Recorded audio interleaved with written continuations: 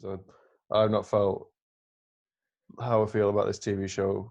I'm really, when you try and structure a sentence before you say it, You can't. I'm terrible at that. But Yeah. I've not felt like this about a show for a while. Yeah. And I know you would, Sam, which is why I persisted with it. Like, you've persisted with me to keep watching Mandalorian, yeah? Mhm. And I'm getting through one episode every 2 weeks, and it's fucking infuriatingly slow. And the only reason I'm persisting with it is so I can watch that behind the scenes thing afterwards, because something about it does not resonate with me. I don't know what it is. I don't know why. I'm trying to like it. I don't know if it's because I'm just not interested in that area of Star Wars, but we'll come back to the Mando one once I finish the last 5, because I'm still, Yeah. Sam, on the whatever it's called thingy. But with this, there's a difference to me. There's programs like that, and there's programs like where there's periods where you just got to get through it to the next one. With this, it's like I can't wait for the next one to start. I'm not. It's 2:00, but I'm not going to bed. I've got to be working 4 hours. I'm watching these next 3. Like, you know what I mean? There's two things I wanted to say about it straight out the gate. Yeah, we're in non-spoiler territory here. Yeah, this is Even though that bay has a bit of a spoiler in it. I'm not gonna put that in. I don't think. Okay. There's two things I wanted to say. So yeah, we'll start off. We'll do non-spoiler discussion about Succession and why everyone should watch it, and then we'll do a big and we'll just talk fully about everything. Yeah, all of the spoilers openly and freely. But the thing I wanted to say to you straight after I first watched it was the season finale of season 2, obviously.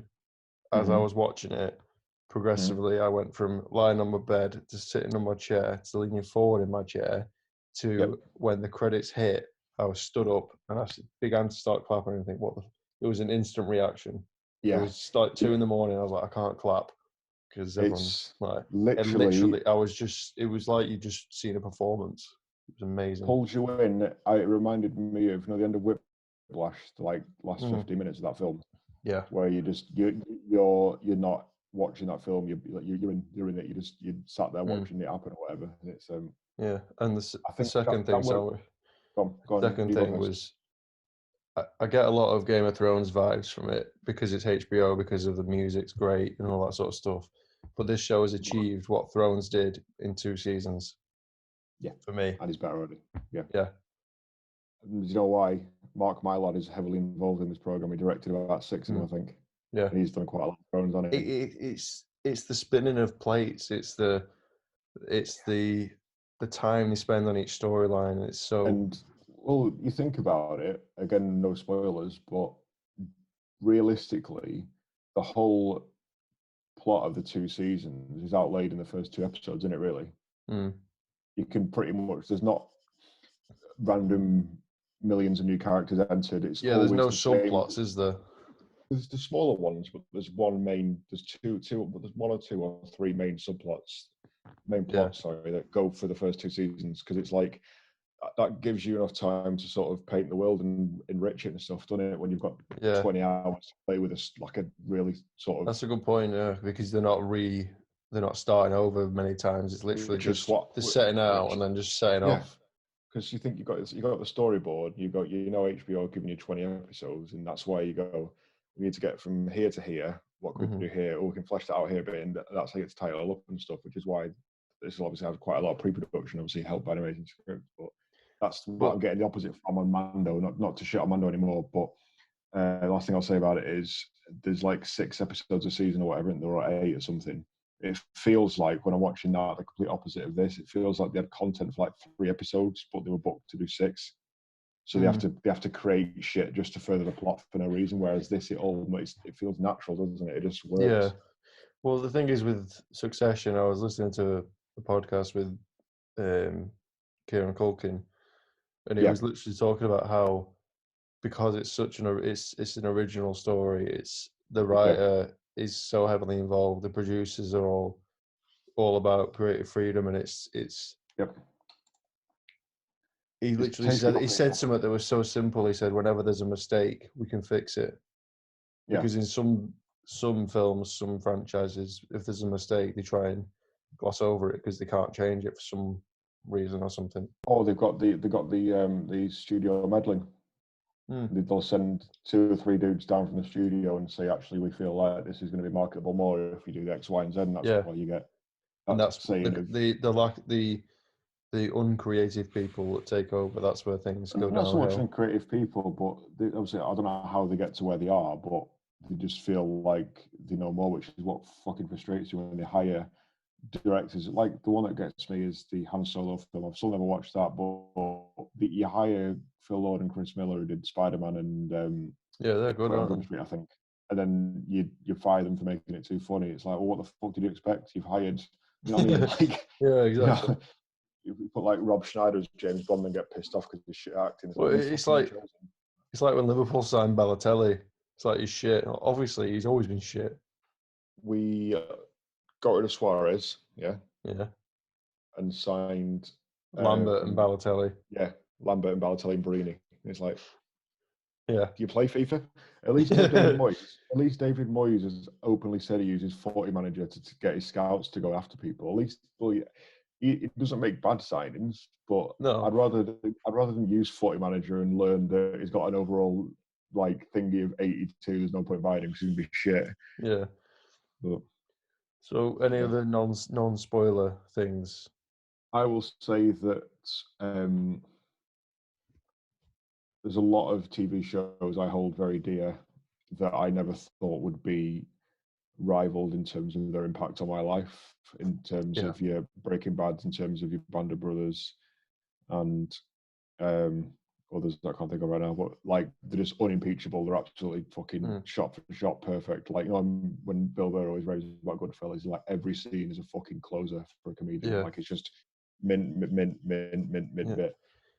This shot up there. I mean, it reinforced my man crush. It reinforced my man crush on Jeremy Strong, and that he's just fucking amazing in everything that he does. But what I like is, I'm finding more and more recently, is when you have comedic actors doing serious roles or semi-serious roles. So a lot of these obviously comedic actors, but I like it both ways, really. He's got that Matthew McFadyen, who's the guy from Spooks, and he's in Pride and Prejudice and stuff. Yeah, I think he honestly, like, he's the character that made me want to carry on with the show. I must admit, like, the first 3 or 4 episodes, I was like, I can see where it's going, but he's the wild card, and he's the one that was like, because, like you said about how dramatic actors have the comedic side. If you have a drama with just all dramatic actors that don't have any other side to them, that's what I don't like.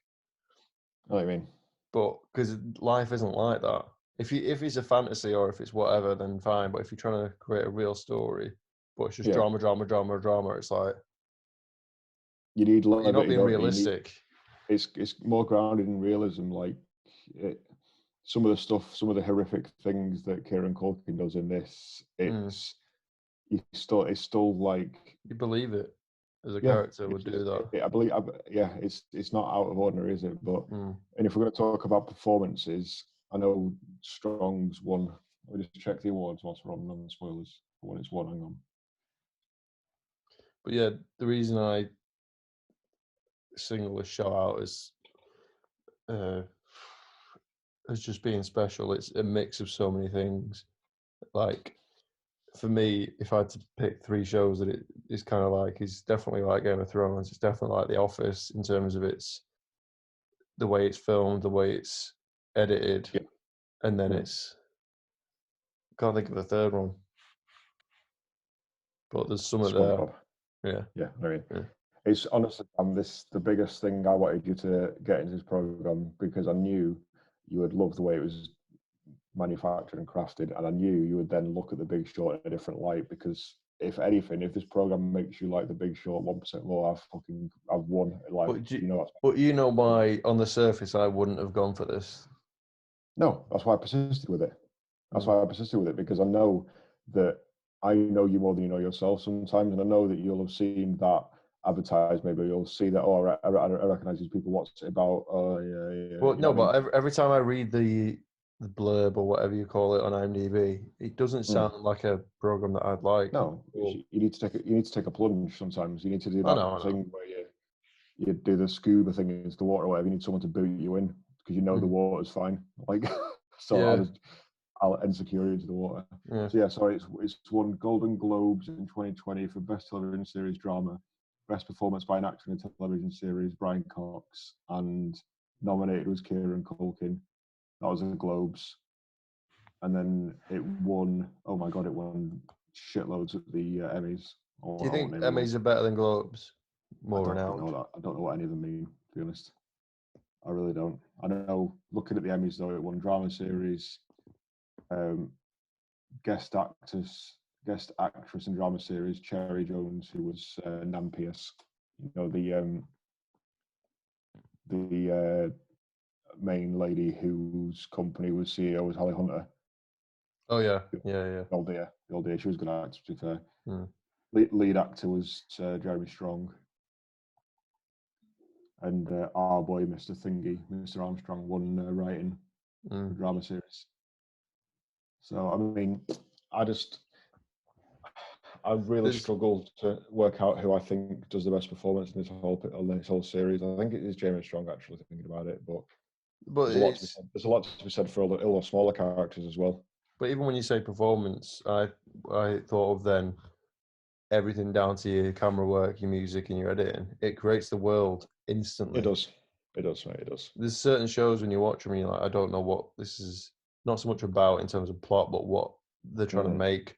But straight away with Succession, after 5 minutes, you're like, I know what world this is. And it's the small things that you don't notice straight away, but like you said, you're instantly not willed. So, for example, with the long lensed camera zooms that are conveniently timed, so it'll zoom in on someone's face when someone else did something stupid, or like you said, should be an award for that, like the timing on that.